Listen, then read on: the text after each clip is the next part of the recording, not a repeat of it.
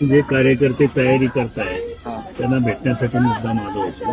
ही व्यवस्था नगरपालिकेने आणि पोलीस प्रशासनाने करायला पाहिजे ते आता तरी काहीच केलेली दिसत नाही. त्यामुळे मी आता इथून गेल्यानंतर प्रशासनाशी बोलून महानगरपालिकेचे जे आयुक्त आहेत त्यांच्याशी बोलून त्याच्या बाबतीत माझ्या ज्या काही भावना आहेत त्या त्यांच्या कानावर घालतात. अमरण उपोषण काय 9 तासाचं उपोषण नसतं.